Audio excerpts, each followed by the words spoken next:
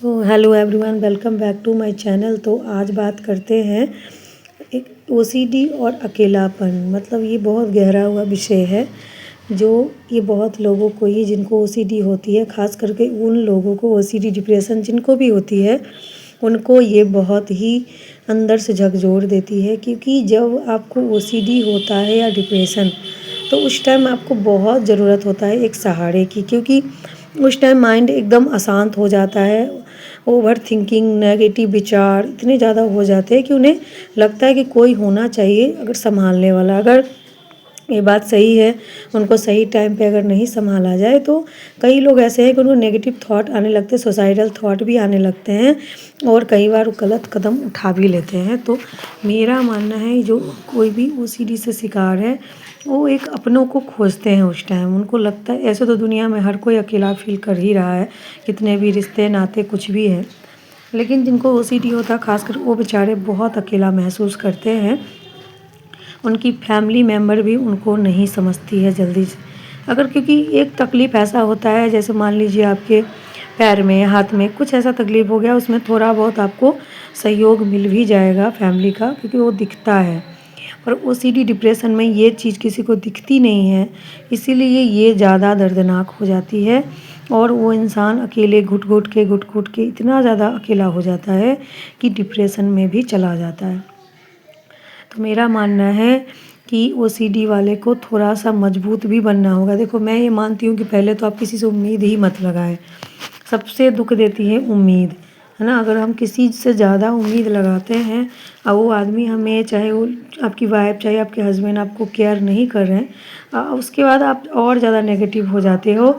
Negative होते होते आपका ओसीडी एनी टाइम बढ़ा रहता है, लेवल पे नहीं पहुंचता।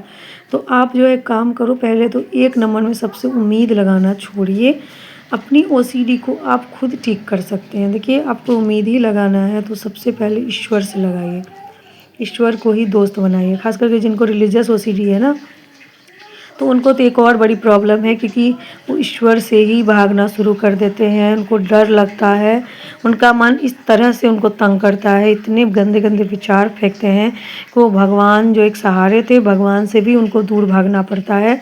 तब वो उस बेचारे की तो और दुर्गति हो जाती है, क्योंकि वो घर से भी गए और भगवान से भी मतलब उनको दूरी बनना है, तो और ज़्यादा वो दुख झेलते हैं। ठीक है।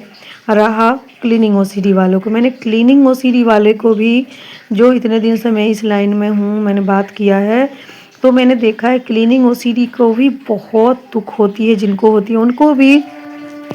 रिलीजियस ओसीडी में तो कम से कम ये होता है कि आपकी फैमिली पे आप नहीं बताते हो किसी को, अंदर ही अंदर खुद को ही तकलीफ़ देते हो, सहते हो। और लेकिन क्लीनिंग ओसीडी में ऐसा होता है कि सारे फैमिली आपको एक तरह से टॉर्चर कर रहे होते हैं, सबकी सुन रहे होते हैं, कि वो भी मजबूरी में।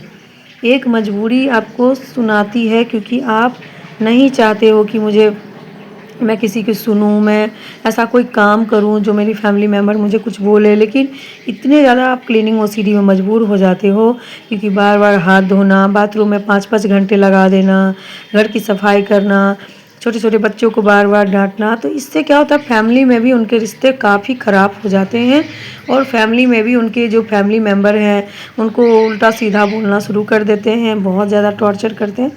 तो मेरा मानना है कि अगर आप दिख रहा है, फैमिली मेम्बर वाले को मैं कह रही हूँ, अगर उनको दिख रहा है कि वो हाथ बार बार धो रही है, क्योंकि क्लीनिंग कई बार कंपल्सन दिखता है, जैसे बार बार हाथ धोना, रिलीजियस ओसीडी में बार बार माफ़ी मांगना, तो अगर वो दिख रहा है तो कम से कम उसे इग्नोर ना करे, उसे समझे, उसे सही टाइम पे सही काउंसलिंग दिलवाए और माइंड को मजबूत बनाने का तरीका सिखलाएं। क्योंकि उनका माइंड कमज़ोर हो चुका है, अब वो माइंड को मजबूत नहीं बनाएंगी। और ये भी मैं कह दूं कि देखिए, सही इलाज इनका ईश्वर ही है, क्योंकि मन का डोर भगवान के पास ही है ना। अगर वो सही टाइम पे, आप जिनको ओसीडी है, चाहे रिलीजियस को, कोई सी भी ओसीडी है, पहले तो आप खुद को ही इतना मजबूत बनाए कि दूसरे की आपकी ज़रूरत ही ना पड़े। ठीक है। तो आप पहले ओसीडी को मतलब अपने कंट्रोल में लाएं। आप सुबह उठना शुरू करें सूरज उगने से पहले। जिनको ओसीडी डिप्रेशन, उन्हें तो लेट तक सोना ही नहीं चाहिए, एकदम नहीं। तो सुबह उठना शुरू कर दे, दिनचर्या सवेरे खान पान सही रखे, प्लस नाम जप शुरू कर दे। जो भी नाम प्रिय है आपको भगवान का, वो नाम जप शुरू करे, एनी टाइम नाम जप। तो देखोगे कि धीरे धीरे धीरे धीरे और ज़्यादा गंदा थॉट आने लगा। और ये काउंसलिंग ज़रूर ले। गंदा थॉट आने लगा मतलब आने नहीं लगता, वो डिलीट होने लगता है जब आप नाम जप शुरू करें। और उसके बाद काउंसलिंग ज़रूर ले, क्योंकि आपको समझना बहुत ज़रूरी है कि आप अलग है, मन अलग है, कौन सा थॉट आपका है, कौन सा थॉट आपका नहीं है, कैसे कौन सा थॉट पे हमको रिएक्ट करना चाहिए, कौन सा थॉट पे हमको रिएक्ट नहीं करना चाहिए। थॉट को रोकते हैं तो कैसा होता है, जलन होती है थोड़ी बहुत, तो उसे हम कैसे बर्दाश्त करें। तो इस सब के लिए काउंसलिंग लेना बहुत ज़रूरी होता है। माना कि देखो आप सब जानते हैं कि हाँ इसे ठीक करने का तरीका, बट इसमें एक सहारे की ज़रूरत ज़रूर होती है। तो सही जगह काउंसलिंग ले। कई बार ये ऐसा हो रहा है ओसीडी के नाम पे धंधा भी चल रहा है। अब क्या कर रहे हैं लोग कि बड़े बड़े दवाई चाहे बहुत कुछ ऐसा कुछ बता दे रहे हैं और बहुत सारे पैसे ऐंठ रहे हैं। तो ये बहुत गलत है, क्योंकि वो पहले ही बहुत ज़्यादा हारे हारे जाते हैं और उनको थोड़ा सहारे की ज़रूरत होती है। ऐसे में गलत लोगों का अगर वो शिकार हो गए तो उनका और विश्वास टूट जाता है, फिर वो जाए तो जाए कहाँ, है ना, क्योंकि उनका पैसे भी चले गए, विश्वास भी उठ गया, तो जल्दी इलाज की तरफ भी वो नहीं जाते हैं। तो मेरा मानना है कि देखिए किसी ट्रस्ट कोई तो होगा आपका विश्वास के लायक जिस पे आप भरोसा कर सके, तो उनके कहे अनुसार आप चलें, काउंसलिंग लें, जो जो दिनचर्या मैंने बताया है उसका पालन करें, तो आप ओसीडी को ज़रूर हरा के एक नई लाइफ जी सकते हैं। क्योंकि ओसीडी हमसे गलतियां करवाते रहता है और हम इसके अनुसार चलते चलते इतने दूर चले आते हैं कि समझ ही नहीं पाते हैं। ठीक है, तो सही से आप प्रयास करें, आप ज़रूर जीत जाएंगे। तब तक के लिए अपना ख्याल रखिए। Take care, bye. और अगर मुझसे संपर्क करना होगा तो मेरे नंबर भी हैं कमेंट में, मेरे चैनल पे भी नंबर है, उस पर जाके आप ले सकते हैं। और मेरे चैनल को सब्सक्राइब ज़रूर करें ताकि आने वाली नोटिफिकेशन आपको मिलती रहे। बाय।